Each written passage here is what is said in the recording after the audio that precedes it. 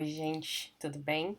Sejam bem-vindos a essa nossa última aula da segunda semana sobre políticas públicas. Espero que vocês estejam gostando do conteúdo. Conversem comigo no fórum, vamos dialogar sobre o que a gente está discutindo, aprendendo, tirar dúvidas, fazer provocações. Fiquem muito à vontade para que a gente possa construir esse conhecimento juntos.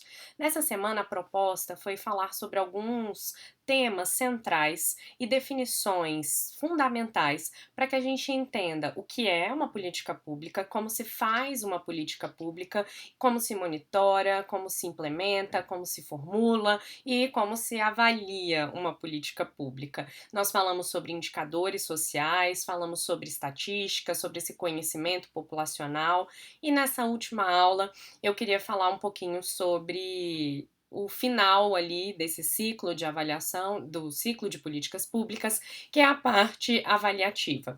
Nós falamos na aula passada que existem algumas etapas para pensar as políticas públicas, que é chamado de ciclo de políticas públicas. As 3 primeiras etapas, construção de agenda, formulação de políticas e processo decisório, são as etapas definidoras dos princípios e das diretrizes que vão dar direcionamento às ações que são desenhadas para que os governos atuem. Então, essas 3 primeiras etapas, em geral, elas têm uma relevância muito maior quando a gente está pensando no ciclo de ações do Estado. Então, se pensa muito nessa formulação do processo decisório sobre que é a seleção de ações que serão tomadas, pensa-se nas metas que serão atingidas, os recursos que serão utilizados, mas tem uma outra etapa que o Brasil ainda tem muita dificuldade, que é fazer um monitoramento dos resultados a serem utilizados,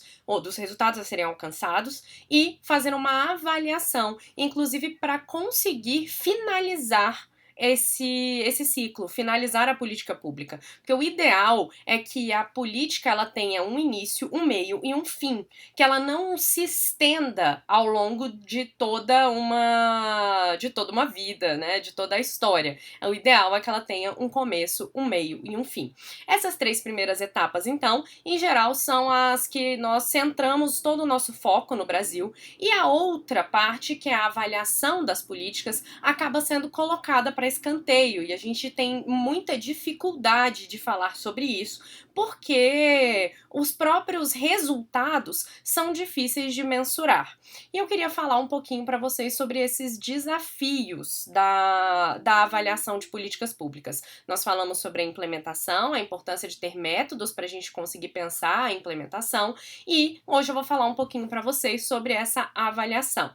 Quais são as dificuldades hoje encontradas? Vamos falar das dificuldades primeiro. Quais são as dificuldades hoje encontradas para fazer a avaliação?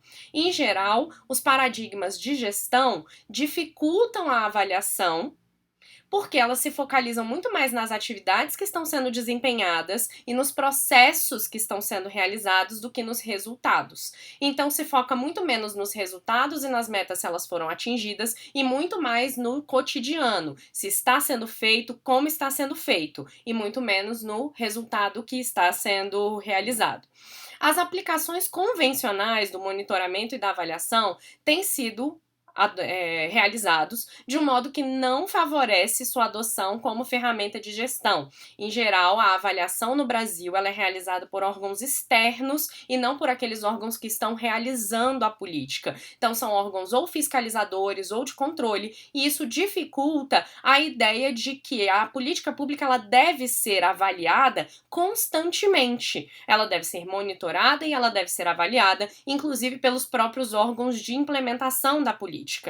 A complexidade dos objetivos e a adoção de estratégias e tecnologias diferenciadas que não necessariamente conduzem ao mesmo resultado dificultam a avaliação das intervenções. A sensibilidade dos problemas sociais a múltiplas variáveis faz com que a seleção de estratégias para o seu enfrentamento se baseie em hipóteses de relações causais. Entretanto, todos os problemas sociais podem ser multifatoriais, multicausais, e as decisões políticas também vão se relacionar a essa pluralidade de percepções sobre a realidade social. Então é importante a gente lembrar que, por exemplo, se a gente quer enfrentar um problema da violência contra pessoas idosas, essa situação, a violência contra pessoas idosas, ela é multifatorial e pode ser gerada, ou seja, ela pode ser gerada por uma combinação de situações. Por exemplo, a dificuldade que as pessoas podem ter para realizar os cuidados com os idosos que estão acamados em casa,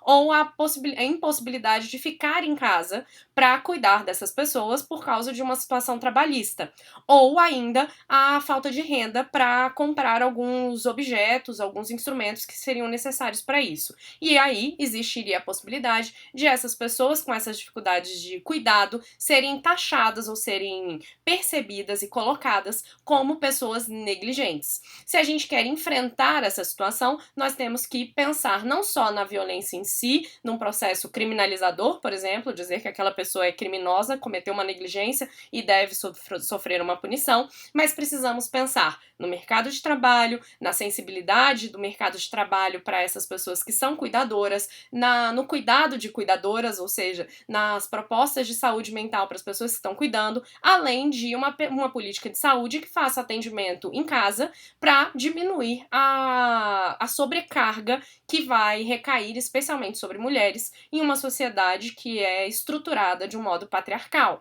Então a gente está ali falando de muitos efeitos que a violência, na verdade, ela é causada por uma série de questões, então não é uma relação simples entre causa e efeito, e os efeitos da intervenção, dessas variadas intervenções que eu acabei de falar aqui, que podem ser realizadas, elas só vão se evidenciar no longo prazo, e não no curto prazo. É claro que no curto prazo, uma política criminalizadora pode trazer um efeito real. Então, você fala que a pessoa está cometendo uma negligência, e aquela pessoa pode ser retirada daquele local. Isso é um resultado, uma meta que é muito específica. Entretanto, isso não enfrenta a violência como um problema coletivo, como um problema público. Pode ser que enfrente a violência como um problema individual.